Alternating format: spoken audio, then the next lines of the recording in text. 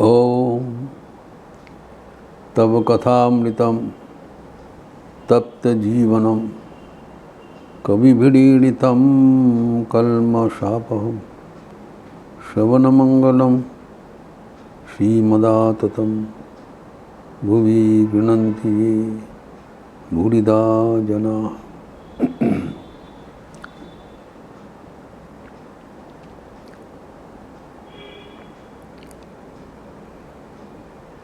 दशावतार में बराह अवतार का बात चल रहा था।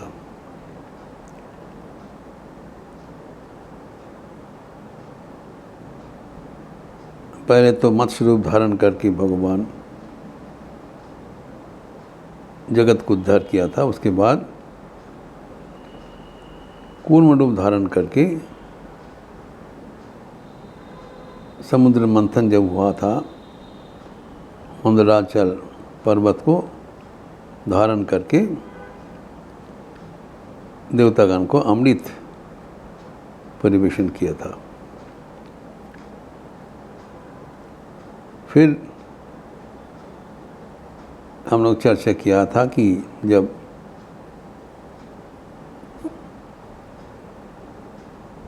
सनकादि 4 ब्रह्मा जी के मानस पुत्र भगवान को दर्शन करने के लिए आया, तब जय विजय उनका अपमान किया, तो इसलिए शापग्रस्त हुआ। और इधर काश्यप जी की पत्नी दीति, उनके गर्भ में वो जय विजय आके उपस्थित हुआ। लेकिन असमय में काम मोहित होने के कारण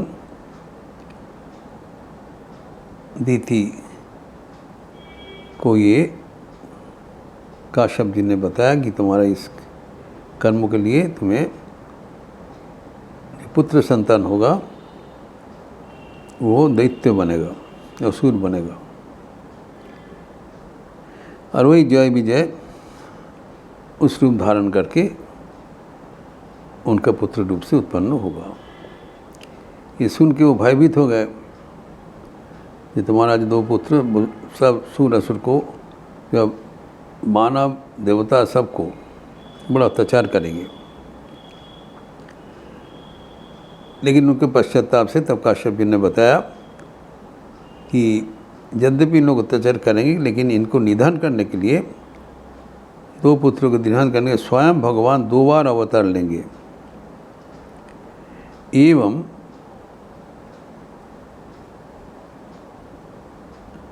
तुम्हारे एक पुत्र का 4 पुत्र होगा, अर्थात तुम्हारा 4 पुत्र होगा, उनमें से एक पुत्र भगवान के अत्यंत भक्त होगा। दैत्य कुल में जन्मते हुए भी एवं उनको भगवान का दर्शन होगा। वो महाभक्त रूप से परिगणित होगा। अर्थात उसी अनुसार जो उनको जो पुत्र हुआ, तो 100 साल तक उन्होंने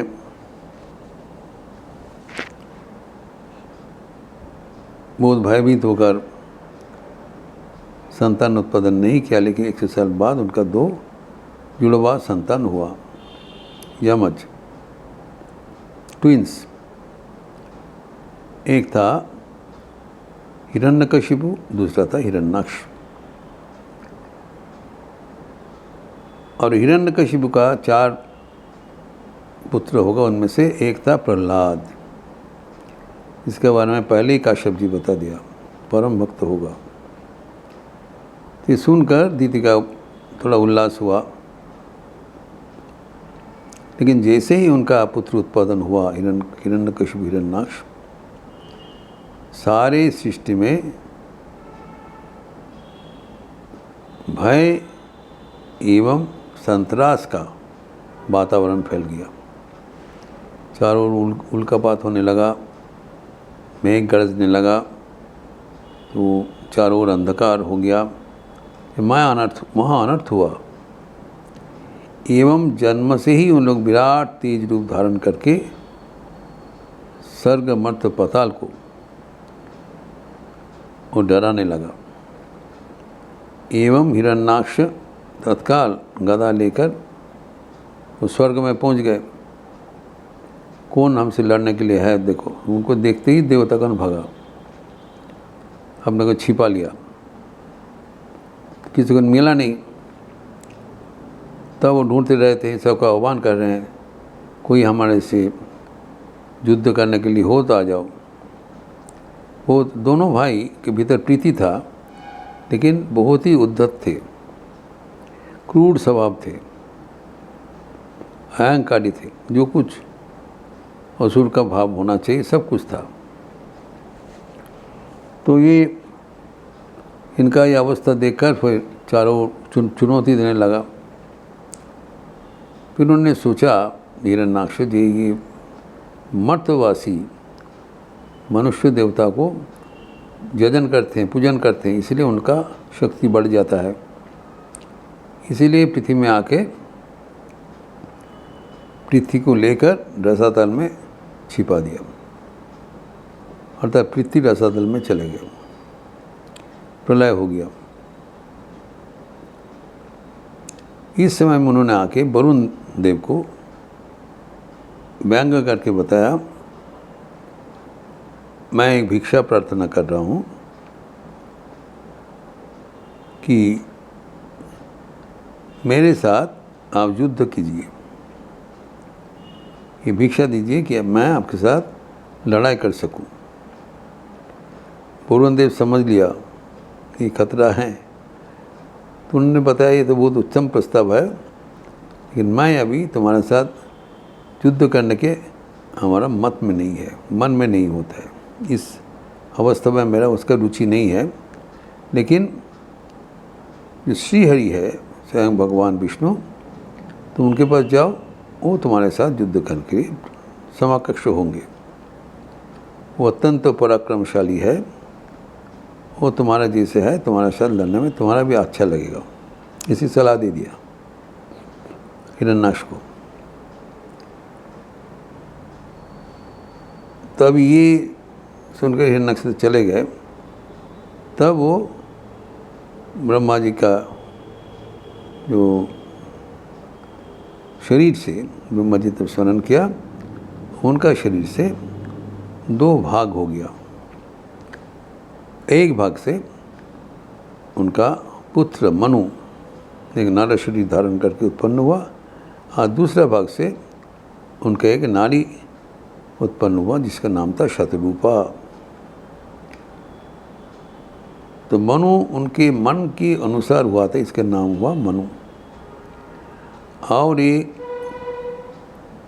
100 नारी का विभिन्न रूप से उनका सौंदर्य से भरा हुआ वो जो नारी शक्ति था, उसका नाम रखा शतरूपा। तो ब्रह्मा जी मनु को कहा, तुम मेरे मन के अनुसार तैयार हुए हो, तुम ये स्वयंभू होगा, सृष्टि की शुरुआत करोगे, एवं ये तुम्हारा अर्धांगिनी बनेगा। दोनों ही विष्णु का अंग है। एवं तुम्हारे जो संतान संतति होगा उनको मनुष्य कहलाएगा। तो हम लोग सबका जो आदि जनक है मनु एवं शतरूपा, जो कि परवर्ती काल में दशरथ एवं कौशल्य होकर भगवान रामचंद्र के जन्म दिया था।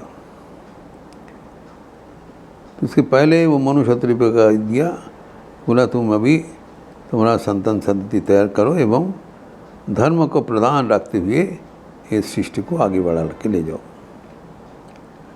तब मनु ने कहा कि मैं तो आपका जो आज्ञा शिरोधार जो है, लेकिन हम जाएं कहाँ, ये तो सब सारे पृथ्वी तो रसातल में चला गया।